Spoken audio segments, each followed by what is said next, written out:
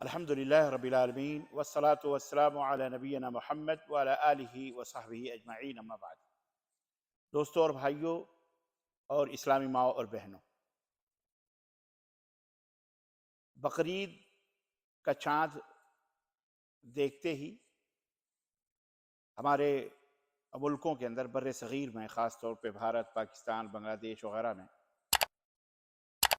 قربانیوں کے تعلق سے ایک جوش و خروش پیدا ہو جاتا ہے اور لوگ جانوروں کی تلاش اور جستجو میں تگ و دو کرنا شروع کر دیتے ہیں، اور علماء سے خاص طور سے بڑے عجیب و غریب مسائل پوچھ کر کے، اور بسا اوقات یہ لڑائی جھگڑے تک کی نوبت آ جاتی ہے اس سلسلے میں۔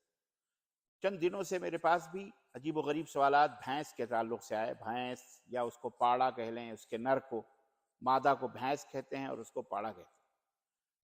ہندوستان سے بھی، پاکستان سے بھی، بہت سارے مقامات سے بھی سوالات آئے، اور یہ درخواست کی گئی کہ آپ اس سلسلے میں رہنمائی فرمائیں امت کی، کہ بھینس کی قربانی کا حکم کیا ہے، بھینس کی قربانی کا مسئلہ کیا ہے، کیا یہ جائز ہے یا نہیں جائز ہے۔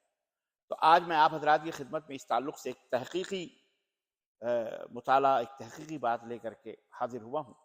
اللہ عز و جل سے دعا ہے کہ اللہ تبارک و تعالی ہمیں حق بات کو حق دکھلا کر اس کی اتباع کرنے کی، اور باطل کو باطل سمجھ کر دکھا کر اس سے پرہیز کرنے کی توفیق عطا فرمائے۔ قرآن کریم میں اللہ رب العزت نے ارشاد فرمایا کہ سورہ حج کی یہ آیت ہے کہ وَيَذْكُرُ اسْمَ اللَّهِ فِي أَيَّامٍ مَعْلُومَاتٍ عَلَى مَا رَزَقَهُم مِّن بَهِيمَةِ الْأَنْعَامِ فَكُلُوا مِنْهَا وَأَطْعِمُوا الْبَائِسَ الْفَقِيرَ۔ کہ مسلمانوں کو چاہیے کہ وہ معلوم دنوں میں بہیمۃ الانعام پر اللہ کا نام ذکر کر کے انہیں ذبح کریں، بسم اللہ کہہ کر کے اس کو ذبح کریں، پھر ان کا گوشت خود بھی کھائیں اور تنگ دستوں اور محتاجوں کو بھی کھلائیں۔ تو اس آیت کریمہ میں قربانی کا ثبوت ہے اور قربانی کرنے کا ذکر موجود ہے۔ قرآن کریم میں جب ہم الانعام، بہیمۃ الانعام، چوپائے، مویشی، جب اس کی تفسیر خود قرآن اس کی وضاحت کرتے ہوئے ایک سورہ انعام آیت نمبر 142 سے لے کر 144 تک اس کے اندر وضاحت کی گئی ہے۔ ضأن کا لفظ آیا، ضأن کہتے ہیں ضأن، ضاد الف نون، ضأن کہتے ہیں بھیڑ کو، اور اس کی مادہ بھیڑی ہے۔ معز، معز کہتے ہیں بکری کو، اس کا نر جو ہے ظاہر ہے بکرا ہے۔ اور ابل، اونٹ، جو اونٹ اور اونٹنی دونوں کے اوپر بولا جاتا ہے۔ اسی طرح بقر، گائے اور بیل۔ تو یہ نر اور مادہ، نر اور 4 قسم کے جانور ذکر کیے گئے، جس میں بھیڑ ہے، بکری ہے، اونٹ ہے، اور بقر یعنی گائے ہے، اور چاروں جانوروں کا تذکرہ ہے، ان کے مذکر و نر اور مادے کو ملا کر کے 8 ازواج، یعنی جوڑوں کے لحاظ سے 8 جانور کا لفظ آیا ہوا ہے۔ یہ قربانی بھینس کا مسئلہ جو ہے، یہ بھینس کا جو مسئلہ ہے، اصل میں اختلاف کی وجہ اور اختلاف کا بنیادی سبب یہ ہے کہ قرآن میں اور حدیث میں، قرآن میں یہ 8 جانور کا نام آیا ہوا ہے، لیکن کہیں بھینس کا ذکر نہیں ہے۔ حدیثوں کے اندر بھی بھینس کا ذکر نہیں ہے، حالانکہ بعد کے لوگوں نے، مفسرین نے، محدثین نے، ائمہ نے اس کی وضاحت بھی کر دی ہے، لیکن غالباً ہندوستان اور پاکستان، بر صغیر کے اندر، یہ بھارت کے اندر اور پاکستان کے اندر یہ چیز بڑا اختلاف کا مسئلہ زیادہ نہیں، کچھ دنوں سے بن رہا ہے، ورنہ ہر جماعت کے علماء اس بات کے اوپر اس کو بھینس کی قربانی کے تعلق سے کوئی اختلاف نہیں کرتے۔ چنانچہ شیخ الکل فی الکل، شیخ محدث دہلوی، حضرت سید نذیر حسین محدث دہلوی رحمۃ اللہ علیہ، جنہیں شیخ الکل فی الکل اور مسند ولی اللہ پہ بیٹھنے کا شرف حاصل ہوا دہلی کے اندر، اور مولانا ثناء اللہ امرتسری رحمۃ اللہ مناظر اسلام، جن کو شرف حاصل ہے کہ انہوں نے اپنے دور کے باطل پرستوں کو اور بنام اپنے آپ کو نبی ثابت کرنے والے کہنے والے لوگوں کے اور باطل پرستوں کے دانت کھٹے کیے اور انہیں مناظروں کے اندر ناکوچنے چبوائے۔ اور اسی طرح سے مولانا حافظ محمد محدث گودلوی رحمۃ اللہ علیہ، مولانا سلطان محمود محدث جلال پوری وغیرہ رحمہم اللہ، یہ سب کے سب اس بات کے قائل تھے، اور انہوں نے فتویٰ دیا کہ بھینس کی قربانی میں کوئی قباحت نہیں ہے، یہ اہل حدیث کے سرخیل علماء مانے جاتے ہیں۔ نبی کریم صلی اللہ علیہ وسلم کے زمانے میں چونکہ عربوں کے اندر گائے نہیں ہوتی تھی، اور اب بھی نہیں ہے، اس لیے اس کا حدیث میں کہیں ذکر نہیں ملتا. لیکن بھینس نہیں ہوتی تھی اس لیے اس کا ذکر کہیں احادیث میں نہیں ملتا ہے. لیکن حقیقت یہ ہے کہ بھینس جو ہے یہ بھی گائے کی طرح گھروں میں پالی جاتی ہے. گائے کا بھی گوشت کھایا جاتا ہے اور دودھ پیا جاتا ہے, اسی طرح سے اس کی قربانی ہوتی ہے. اسی طرح بھینس کا بھی گوشت کھایا جاتا ہے اور دودھ پیا جاتا ہے, اس کی بھی قربانی پھر کیوں نہیں درست ہوگی؟ بھینس کی قربانی کر سکتے ہیں اور اس کے لیے بھی وہی شرائط ہیں جو گائے کے لیے ہیں, بیل کے لیے ہیں. اور بھینس کی قربانی یا پاڑے کی قربانی یا اس کو کٹا بھی بولتے ہیں, بہرحال جائز ہونے کی ایک دلیل اہل علم نے یہ بھی دی ہے کہ بھینس کی زکوٰۃ کا بھی وہی حکم ہے جو گائے کی زکوٰۃ کا حکم ہے. تو جب زکوٰۃ اس کی ادا کی جاتی ہے گائے کی طرح, تو قربانی بھی گائے کی طرح دی جائے گی. اسی طرح سے اہل علم نے یہ بھی دلیل پکڑی ہے کہ تمام لغت اور ڈکشنری کے جو ماہرین ہیں, ائمہ دین ہیں, انہوں نے بھینس کو گائے ہی کی قسم مانا ہے. چنانچہ امام احمد بن حنبل, امام اہل السنہ والجماعہ, امام احمد بن حنبل رحمہ اللہ سے پوچھا گیا کہ کیا بھینس کی 7 قربانیاں یعنی 7 حصے بھینس میں بھی ہو سکتے ہیں؟ تو آپ نے فرمایا لا اعرف خلاف هذا, مجھے اس مسئلے میں اختلاف تو معلوم نہیں ہے. یعنی کوئی اختلاف نہیں ہے. بے شک جس طرح گائے میں, بیل میں, اونٹ میں 7 حصے, اس میں بھی 7 حصے ہیں.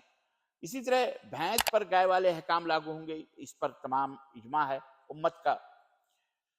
تو اور اس سلسلے میں ہماری نظر سے ایک فتویٰ دور حاضر کے پاکستان کے ایک بہت بڑے عالم محدث اپنے زمانے کے حافظ زبیر علی زئی رحمہ اللہ کے بارے میں ہم نے ان کی کتاب فتویٰ پڑھا. انہوں نے بھی اپنے فتوے میں اس بات کو ذکر کیا کہ اونٹ ہے, گائے ہے, بھیڑ ہے اور بکری, یہ کتاب و سنت سے ثابت ہے. اور یہ بات بالکل صحیح ہے کہ بھینس جو ہے یہ گائے کی ایک قسم ہے. اس پر تمام ائمہ اسلام کا اجماع ہے. یہ حافظ زبیر علی زئی رحمہ اللہ جو اپنے زمانے کے اس دور کے محدث تھے, اللہ تعالیٰ انہیں ان کی لغزشات کو معاف فرمائے اور اللہ تبارک و تعالیٰ انہیں جنت الفردوس میں اعلیٰ مقام عطا فرمائے. اور انہوں نے دلیل دی کہ امام ابن منذر فرماتے ہیں کہ وَأَجْمَعُوا عَلَىٰ أَنَّ حُكْمَ الْجَوَامِيسِ حُكْمُ الْبَقَرِ, اور اس بات پر اجماع ہے. امام ابن منذر کہتے ہیں اس بات پہ اجماع ہے کہ بھینسوں کا وہی حکم ہے, پاڑوں کا وہی حکم ہے جو گایوں کا ہے. اسی طرح ابن قدامہ اپنے دور کے بہرحال فقیہ ہیں, المغنی ان کی کتاب, لکھتے ہیں لا خلاف فی ھذا نعلم, اس مسئلے میں ہمارے علم کے مطابق کوئی اختلاف نہیں ہے. یعنی سب لوگ اس بات کو مانتے ہیں. اور زکوٰۃ کے سلسلے میں اس مسئلے پر اجماع ہے کہ بھینس جو ہے گائے کی جنس میں سے ہے, اور اس جیسے گائے میں زکوٰۃ دی جائے گی اس میں بھی زکوٰۃ ادا کی جائے گی. اور اس بات کی جو دلیل ہے اس سے پتہ چلتا ہے کہ بھینس گائے کی ہی ایک قسم ہے. تاہم چونکہ نبی کریم صلی اللہ علیہ وسلم کے زمانے میں یا صحابہ کرام صراحتاً بھینس کی قربانی کا ثبوت نہیں ملتا ہے, تو علامہ زبیر علی زئی رحمۃ اللہ علیہ نے اپنے فتوے کی کتاب میں لکھا ہے کہ احتیاط کا تقاضا یہ ہے کہ اگر اس کے متبادل چیزیں موجود ہیں, گائے موجود ہے, تو وہی کریں. بھینس زبردستی کرنے کی کیا ضرورت ہے؟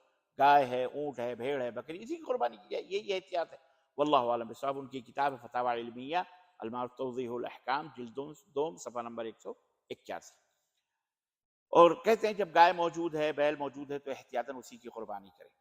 اور جیسا کہ میں نے ابھی بتایا کہ گائے وغیرہ کے اوپر خاص طور سے میری ایک اور کلپ تیار ہوئی ہے, اور میں نے گائے کے تعلق سے بھارتی مسلمانوں سے ایک درخواست کی, اپیل کی ہے کہ چونکہ بھارت کے اندر یہ بہت حساس مسئلہ ہے, اس لیے گائے کے مسئلے کو میں یہاں بھی وضاحت کرتا چلوں.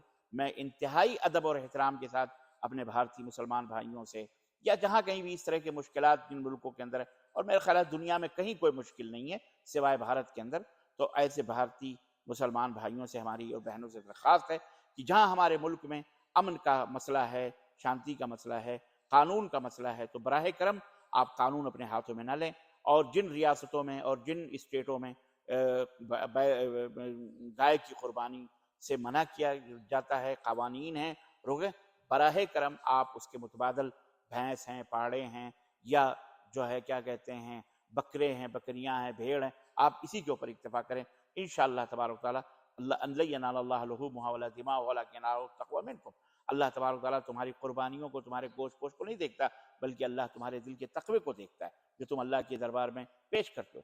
تو اللہ تعالیٰ کے ہاں سب سے بہتر اخلاص یہ اللہ رب العزت کے دیکھا جاتا ہے. آپ جانور کی کوئی بھی نوعیت ہو, بہرحال تو آپ اپنے ملک کے جو برادران وطن ہیں بھارت کے, جن کی محبتوں کا ان گائے سے اس اتنا عالم، اتنی محبت ہے ان کو اس سے، اتنی محبت ہے کہ اس کے گوبر تک کھاتے ہیں اور اس کے اپنے جسموں پر ملتے ہیں. یہی نہیں بلکہ اس کے پیشاب کو بھی پیتے ہیں، اس سے نہاتے ہیں اور اسے امرت جل سمجھتے ہیں. تو اللہ کے لیے اللہ تعالیٰ نے فرمایا کہ لا تسبوا الذین یدعون من دون اللہ فیسبوا اللہ عدوا بغیر علم.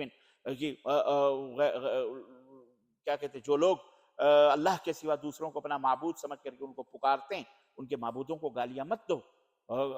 ناگہا وہ بھی جہالت کی وجہ سے اللہ کو گالیاں دینے لگے. تو اللہ کے لیے، اللہ کے بندو، جب گالی دینے سے منع کیا گیا تو ذبح کرنا تو بدرجہ اولا ہمیں پرہیز کرنا چاہیے. خاص طور سے ان کے آستھا، ان کے عقیدے کا خیال رکھتے ہوئے خوشیوں کے موقع پر. یہ خوشی کا موقع ہے، اللہ کی قربت اور نزدیکی کا موقع ہے. اس لیے ایسے اسٹیٹ میں، ایسی جگہوں پہ، ایسے علاقوں میں جہاں خطرہ ہے، جہاں مشکلات ہیں، جہاں انسان کی کوئی قدر و قیمت نہیں، جانور کے مقابلے میں انسان کا خون پی جانے والے لوگ، درندے اور حیوانیت زدہ لوگ موجود ہیں اور موب لنچنگ کر کے قتل کرتے ہیں، خون کرتے ہیں، مارتے ہیں. اللہ کے لیے آپ ایک ایسی حرکت کر بیٹھیں جو قانون کے خلاف ہے، ملک کے نظام کے خلاف ہے، اور آپ مصیبت میں، آپ کے گھر والے مصیبت میں، آپ کے خاندان کے لوگ، ملک، گاؤں اور بلکہ پوری کمیونٹی ہماری بدنام ہو جاتی ہے. اس لیے اللہ کے لیے آپ اس سے بچتے ہوئے، آپ اس کے متبادل بکرے ہیں، بھینس ہے، گائے ہے، پاڑے ہیں، ان تمام سب چیزیں کوئی حرج نہیں ہے. یہ مسائل پیدا ہوتے ہیں، اس لیے آپ بھینسوں اور آپ گایوں سے بچیں. پھر بھی بہرحال بھینس کا جو مسئلہ ہے، اس مسئلے میں فریقین جو بھی جائز ناجائز کی بات کرتے ہیں، میں سمجھتا ہوں کہ اس میں بے جا شدت نہیں کرنی چاہیے. اگر آدمی کا دل مطمئن ہے تو بے شک وہ بھینس کی قربانی کرے، اس میں کون سی قباحت ہے. میں نے اپنے دوست ہمارے شیخ فضیلۃ الشیخ عبدالسلام مدنی حفظہ اللہ، جو کیرلا کے ہمارے دعویٰ سینٹر حائل کے اندر ہیں، ان سے میں نے پوچھا. بلکہ بنگلور میں ایک دفعہ میں جب موجود تھا قربانی کے لیے، تو میں نے تلاش کرنے کی کوشش کی کہیں کوئی بھینس ملے. تو وہاں بنگلور میں یا ساؤتھ انڈیا، ادھر بنگلور کرناٹکا میں کہیں کوئی بھینس کی قربانی نہیں کرتا ہے. تو میں نے پوچھا وہاں، تو بولے یہاں کی بھینسیں کیرلا چلی جاتی ہیں. میں نے کہا کیرلا میں ماشاءاللہ؟ بولے ہاں، وہاں گائے بیل کی قربانی نہیں ہوتی، وہاں صرف بھینس پاڑے کی قربانی ہوتی ہے، وہاں کے لوگ اس کو پسند کرتے ہیں. ماشاءاللہ. ہم نے کہا تو وہاں بھی مسلمان مختلف فرقوں کے موجود ہیں، خود اہل الحدیث موجود ہیں، علماء سلفی باقاعدہ ٹیم موجود ہے، تو وہ لوگ بھی. تو شیخ عبدالسلام نے کہا ہمارے یہاں سب پاڑے کی اور بھینسی کی قربانی ہوتی ہے، جو ہمارے سلفی برادران ہیں، اہل الحدیث ہیں، وہ بھی وہی کرتے ہیں. تو میں نے کہا تو جب کیرلا میں ہے تو ہمارے نارتھ انڈیا کے سلفی یا اہل حدیث اگر اس کی مخالفت کرتے ہیں تو یہ کوئی معقول چیز نہیں ہے. بہرحال المہم کہنے کا مطلب یہ ہے کہ یہی 4 جانوروں کی قربانی پورے امت مسلمہ کے نزدیک اجماعی اور اتفاقی طور پر مشروع ہے. ان جانوروں کی خواہ کوئی بھی نسل ہو اور اسے لوگ خواہ کوئی بھی نام دیتے ہوں، اس کی قربانی جائز ہے. مثلا بھیڑ ہے، بھیڑ ہماری اردو زبان میں بھیڑ کہتے ہیں، عربی میں اس کو الضان کہتے ہیں. لیکن اسی نسل میں دمبا بھی ہے، دمبا بھی ہے، بھیڑ بھی ہے. اور عربوں کے ہاں تو اللہ اکبر، ابھی ہم سوق مدینے کی سوق میں، مدینہ منورہ کے بازار میں چلے جائیں، ہم مکہ المکرمہ کے غنم مارکیٹ میں ہم خود یہاں شہر حائل کے بکری منڈی میں جاتے ہیں، اللہ اکبر، یہ سوڈانی بکریاں ہیں اور عجیب و غریب شکل و صورت کی رومانیہ کی بکرے آتے ہیں، بھیڑیں آتی ہیں. سب ہمارے یہاں بھیڑوں کی شکل جو ہے وہ یہاں کے دمبوں اور یہاں کے بھیڑوں سے بہت مختلف ہے. سواکنی بکریاں، کئی جو لوگ سعودی عرب میں رہتے ہیں وہ جانتے ہیں. تو مختلف بکریاں، ان کی نسلیں ہیں. تو بکری کا لفظ جس پر بولا جاتا ہے، اب یہاں پہ تیس بھی ہے، وہاں پہ بربری بھی ہے، تو پتہ نہیں کون کون سے ناموں کی بکریاں ہمارے ہندوستان کے اندر، پاکستان کے اندر بھی، بھارت کے اندر بھی یہ تمام سب چیزیں چل رہی ہیں. تو اس لیے جب ان کے نام بھلے مختلف ہیں لیکن چونکہ جنس ایک ہے، نسل ایک ہے، تو اس لیے بہرحال اس نسل کی وجہ سے اسی قسم میں وہ شامل ہے، لہذا اس کی قربانی جائز ہے. اسی طرح مختلف ملکوں اور علاقوں میں بھیڑ کی اور بھی بہت ساری قسمیں اور نسلیں ہیں جو دوسرے علاقوں کے لیے اجنبی ہیں اور بالکل مختلف ہیں، وہ انہیں مختلف ناموں سے بھی یاد کرتے ہیں. ان کے باوجود ان سب کی قربانی بھیڑ کی نسل اور قسم ہونے کی بنا پر جائز ہم لوگ کہتے ہیں، اور تمام علماء اس کے قائل ہیں. اور اسی طرح اونٹوں کا بھی معاملہ ہے. اب یہاں بھی اونٹوں کی کئی نسلیں ہیں، بختی اونٹ ہے تو فلانی اونٹ ہے تو عربی اونٹ ہے. اسی طرح بھارت کے اندر بھی، پاکستان کے اندر بھی اور دنیا کے اندر بھی اونٹوں کی مختلف نسلیں ہیں. تو بہرحال وہ سب جائز ہے. قربانی کے جانوروں میں اسی طرح سے بقر کا لفظ آتا ہے، گائے، اس کی قربانی کے لیے کوئی نسل قرآن و سنت کے اندر خاص نہیں کی گئی. حضرت موسیٰ علیہ السلام کو حکم دیا گیا کہ آپ اپنی قوم سے کہیں کہ انتذبحوا بقرہ ذبح کرو، بقرہ ذبح کرو. اب انہوں نے، آپ کو پتہ ہے کہ بقرہ ذبح کرنے کا حکم دیا گیا، لیکن موسیٰ علیہ السلام کی قوم نے اس کی حیات اور اس کی کیفیت کے بارے میں سوال پر سوال، سوال پر سوال، اس کا رنگ کیا ہو، وہ کیسی ہو، تو فلاں ہو، تو المہم سورہ بقرہ کی کئی آیتوں میں اس کی تفصیلات موجود ہیں۔ تو اس تعلق سے امام طبری رحمۃ اللہ، امام المفسرین، کہتے ہیں کہ انہم کانوا فی مسئلتہم رسول اللہ صلی اللہ علیہ وسلم موسیٰ ذالک مخطئین، اس کا ترجمہ یہ ہے کہ قوم موسیٰ گائے کے بارے میں سیدنا موسیٰ علیہ السلام سے سوالات کرنے میں غلطی پر تھی۔ جب انہیں گائے ذبح کرنے کا حکم دیا گیا تھا، اس وقت وہ گائے کی کوئی بھی ادنا قسم بھی ذبح کر دیتے تو اللہ کے حکم کی تعمیل ہو جاتی، ان کا فرض ادا ہو جاتا، کیونکہ ان کے لیے گائے کی کسی خاص قسم یا خاص عمر متعین نہیں کیا گیا تھا۔ اللہ نے کہا تھا ان تذبحوا بقرہ، بقرہ ذبح کرو، تو ان کے لیے ضروری تھا کہ کچھ بھی ذبح کر، بقرہ ذبح کر دیتے، ان کے لیے ضروری تھا پہلی ہی دفعہ ظاہری حکم پر عمل کر لیا جاتا تو اتنی پریشان بھی نہ پڑتے۔ کوئی بھی ایسا جانور ذبح کرتے جس پر بقر کا لفظ بولا جاتا تھا، لیکن انہوں نے سوالات کر کر کے پریشانی مول لیا، تو اس طرح سے وہ پریشانیوں میں پڑے۔ تو معلوم ہوا کہ جب اللہ تعالیٰ گائے ذبح کرنے کا، بقرہ ذبح کرنے کا حکم دیا ہے، قربانی کرنے کا، تو گائے کی کوئی بھی قسم یا نسل ذبح کرنے سے اللہ کے حکم پر عمل ہو جاتا ہے۔ اور یہ بات لغت عرب میں اور اہل علم کے یہاں طے ہے کہ جس طرح بختی اونٹ کی ایک نسل ہے، اسی طرح بھینس، بقر یعنی گائے کی بھی ایک نسل اور قسم ہے۔ بہت سے معروف اہل لغہ جو ہیں، زبانوں کے جانکار اور اہل علم نے اپنی مشہور زمانہ کتابوں میں بھینس کے گائے کی نسل ہونے کی صراحت بھی کی ہے، اور ہمارے علم کے مطابق 13ویں صدی ہجری تک کسی ایک بھی صاحب لغہ نے اس کی تردید یا انکار نہیں کیا ہے۔ اگر یہ بات غلط ہوتی تو ماہرین لغت عرب ضرور اس کی صراحت اور اس کی وضاحت کرتے۔ اب ایک سوال یہ پیدا ہوتا ہے کہ کیا اہل لغت کا کوئی اعتبار ہے دین میں، شریعت میں؟ جیسا کہ بعض لوگ اعتراض بھی کرتے ہیں کہ کیا شریعت میں لغت عرب دلیل بن سکتی ہے، یعنی لغت مطلب زبان؟ تو اس کا جواب ہم تو یہی دیں گے کہ قرآن کریم اور سنت رسول کا سارا ذخیرہ عربی زبان میں ہے۔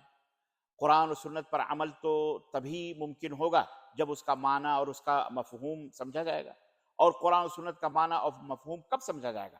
اسی وقت سمجھا جا سکتا ہے جب لغت عرب کی زبان کو سمجھا جائے گا، پڑھا جائے گا۔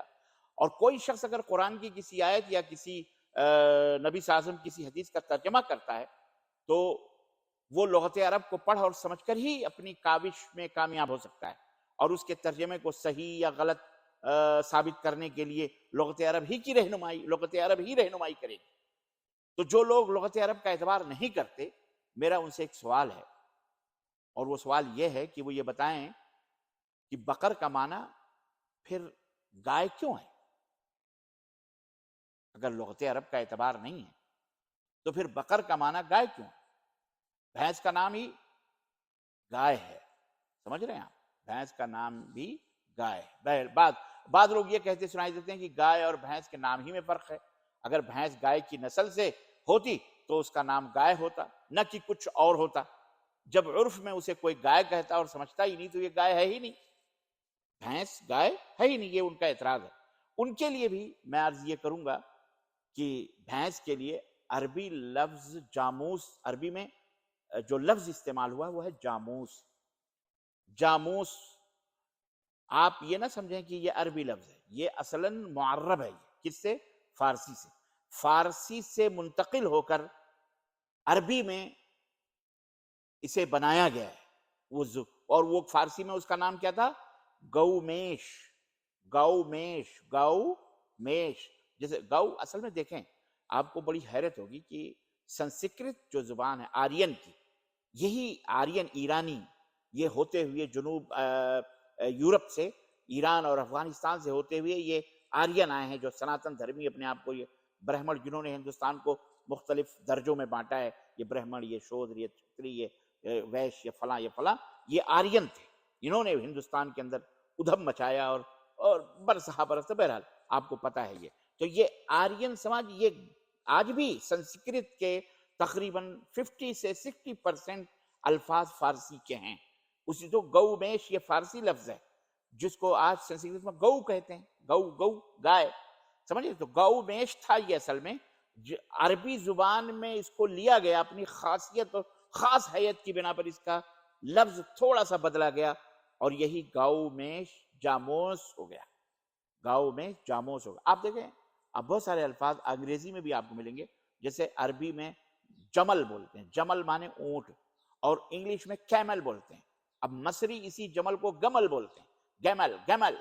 اب گیمل اور کیمل، کیمل یعنی اونٹ. دیکھیں کس طرح سے زبانوں کا آپس میں ترابط ہے، ربط ہے، ایک ضبط ہے.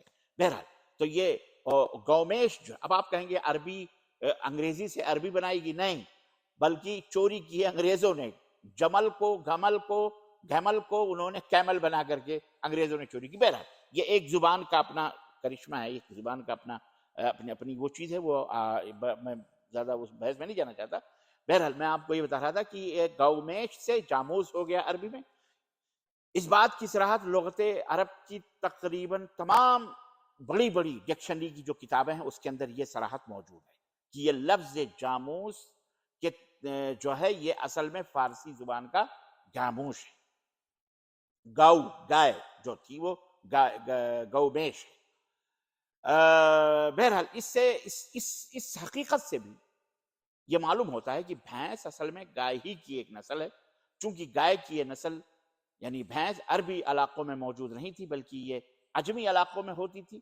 عربوں کے ہاں معروف نہ تھی، اس لیے اس کا نام فارسی سے عربی میں لانا پڑا. اس کی وضاحت کے لیے آئیے ہم آپ کو لے چلتے ہیں مفتی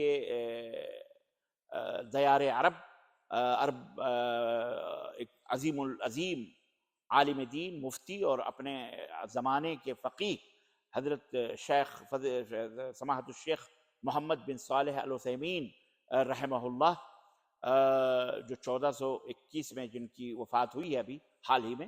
ان کا ایک قول، ایک فتویٰ میں آپ کی خدمت میں رکھتا ہوں کہ ان سے بھینس کی قربانی کے بارے میں سوال کیا گیا اور پوچھا گیا کہ جب بھیڑ اور بکری دونوں کا ذکر قرآن کریم نے کیا ہے، حالانکہ یہ ایک ہی نسل یعنی غنم ہی سے، غنم یہ بھیڑ بھی اور بکری بھی دونوں غنم ہی کے نسل سے، تو بھینس اور گائے دونوں کا ذکر کیوں نہیں کیا گیا؟ اگر یہ بھی ایک ہی نسل ہیں تو اس کا ذکر کیوں نہیں کیا گیا؟ تو انہوں نے فرمایا کہ الجاموس نوع من البقر واللہ عز وجل ذکر فی القرآن المعروف عند العرب الذین یحرمون ما یریدون ویبیحون ما یریدون والجاموس لیس معروفا عند العرب. بھینس جو ہے گائے ہی کی نسل ہے. اللہ تعالیٰ نے قرآن کریم میں صرف ان جانوروں کا ذکر کیا ہے جو عربوں کے ہاں معروف اور مشہور تھے دور جاہلیت میں. عرب اپنے پسندیدہ جانوروں کو حلال اور اپنے ناپسندیدہ جانوروں کو حرام قرار دیتے تھے. بھینس تو عربوں کے ہاں معروف ہی نہ تھی، اور مقصد حلت و حرمت بتانا تھا نہ کہ نسل کو بتانا تھا. اس لیے اللہ تبارک تعالیٰ نے اس مقصد کو ذکر کیا کہ یہ حلال ہے، اس کو ایسا نسل بتلانا مقصد نہیں تھا. چنانچہ شیخ محمد بن صالح العثیمین رحمہ اللہ کے مجموع فتاوی اور رسائل کے اندر یہ فتویٰ موجود ہے. عزیزان محترم، آخری بات میں آپ کی خدمت میں رکھنا چاہوں گا کہ بعض لوگ جو یہ کہتے ہیں کہ جی یہاں پر بعض اہل علم نے یہ کہا ہے کہ لوگوں کا یہ کہنا درست نہیں ہے کہ چونکہ نبی صلی اللہ علیہ وسلم اور صحابہ نے بھینس کی قربانی نہیں کی لہذا اس قربانی سے تھوڑا پرہیز کیا جائے. بہتر اور اولا یہ ہے کہ بھینس کی قربانی نہ کی جائے. جو لوگ یہ کہتے ہیں تو بعض اہل علم کہتے ہیں کہ ہمارا ان اہل علم سے مؤدبانہ سوال ہے، ادب سے یہ سوال ہے کہ ان کی یہ احتیاط جو ہے صرف گائے کی ایک نسل یعنی بھینس ہی کے بارے میں کیوں ہے؟ ان کو چاہیے کہ گائے کی جو نسلیں نبی کریم صلی اللہ علیہ وسلم اور صحابہ کرام نے قربانی میں ذبح کی صرف انہی کی اجازت دیں. کیا بھینس کے علاوہ موجودہ دور میں پائے جانے والی گائے کی تمام نسلیں نبی کریم صلی اللہ علیہ وسلم اور صحابہ نے قربانی میں ذبح کی تھی؟ ہرگز نہیں، کوئی نہیں کہہ سکتا. اس طرح تو پھر دیسی گائیں، ولایتی گائیں، جرسی گائیں، فارسی گائیں، افریقی گائیں، تمام قسم کی گائیں کی قربانیاں پھر حرام ہو جائیں گی. صرف وہی بھارت اور بر صغیر میں پاکستان اور بنگلہ جو کے مولویوں حضرات کے پاس جو گائیں جو چیزیں ہیں جن کو وہ گائے سمجھتے ہیں وہی جائز ہوگی، باقی تو سب حرام ہو جائیں گے. اور اسی طرح بھیڑ اور بکری کا بھی معاملہ ہے. بھیڑ اور بکریاں ایک ہی طرح کی نہیں ہیں، مختلف بکریوں کی مختلف اصناف ہیں، نوع انواع ہیں، اور بھیڑوں کی بھی مختلف انواع اور اقسام. اونٹوں کا بھی معاملہ یہی ہے جناب علی. پھر ہر شخص قربانی کے لیے عربی گائے، عربی اونٹ، عربی بھیڑ اور عربی بکرا کہاں سے لائے گا؟ بات سمجھ میں آ رہی ہے؟ یہ اس بات کو بھی سمجھیے، اگر کوئی عربی نسل سے کوئی جانور تلاش بھی کر لے تو اسے یہ بھی تحقیق کرنا پڑے گی کہ یہ بے نہیں اسی نسل سے ہے جو رسول اللہ صلی اللہ علیہ وسلم اور صحابہ کرام رضوان اللہ علیہم نے قربانی کی تھی، یا بعد میں پیدا ہونے والی کوئی نسل۔ پھر یہ احتیاط والی بات اس لیے بھی عجیب سی لگتی ہے کہ اگر بھینس گائے نہیں تو اس کی قربانی سرے سے جائز ہی نہیں، اور اگر یہ گائے ہے تو اس کی قربانی بالکل جائز ہے، اس میں کوئی درمیانی راستہ تو ہے نہیں۔ بہرحال حاصل کلام، حاصل گفتگو یہ ہے کہ بھینس گائے کی ایک نسل ہے، اس کی قربانی بالکل جائز ہے، اس میں کسی قسم کا کوئی شک اور شبہ نہیں۔ اور دور حاضر کے محدث ہندوستان میں، بھارت کے اندر شیخ الحدیث عبید اللہ رحمانی مبارک پوری رحمۃ اللہ علیہ نے بھی اپنے فتاوی میں اس بات کا ذکر کیا کہ بھینس کی قربانی اگر کوئی کسی بھی مجتہد کے اجتہاد سے، اور وہ جو ہے بھلے قرآن اور حدیث میں نہیں ہے لیکن اہل علم کے فتاوے اور ان کے مسئلے اگر وہ ان سے مطمئن ہیں اور وہ بھینس کی قربانی کر رہا ہے تو اس میں کوئی حرج نہیں ہے، تو جائز ہے، کوئی حرج نہیں ہے۔ تو میں اپنے تمام مسلمان بھائیوں سے پوری دنیا کے میں درخواست کروں گا، گزارش کروں گا کہ ادنا سی اہل علم کے اقوال کے ساتھ اور اہل علم کی باتوں کے ساتھ یہ ادنا سی ایک جد و جہد بھینس کی قربانی کے تعلق سے، اور اس مسئلے میں بڑی تفصیلات ہیں، ماشاءاللہ موٹی موٹی کتابیں لکھی گئی ہیں، اور دور حاضر میں کچھ لوگوں نے اس کے ناجائز ہونے کے بھی۔ بہرحال کہنے کا مطلب یہ ہے کہ اگر آپ کا دل مطمئن نہیں ہے تو اس کے متبادل اور بھی جانور موجود ہیں، آپ اس میں کر لیں، لیکن بہرحال اس کی بنا پر کسی کو کافر، کسی کو تشدد نہ کریں، کسی شدت پسندی سے کام نہ لیں، بلکہ حالات جب ایسے ہیں کہ درست ہیں تو الحمدللہ اللہ پہ بھروسہ کر کے توکل کر کے کرنا چاہیے۔ اگر آپ کا دل نہیں مطمئن ہے، نو پرابلم، اللہ تعالی ہمیں اور آپ کو بہرحال حق بات کو سننے، سمجھنے اور اس کے مطابق عمل کرنے کی توفیق عطا فرمائے، اور اللہ تبارک و تعالی ہمارے دلوں میں قربت اور محبت عطا فرمائے، اور اللہ عز و جل ہماری ان قربانیوں کو قبول فرمائے اور محنتوں کو قبول فرمائے، آمین یا رب العالمین۔ وصلی اللہ علی نبینا محمد وعلی آلہ وصحبہ اجمعین، والسلام علیکم ورحمۃ اللہ وبرکاتہ۔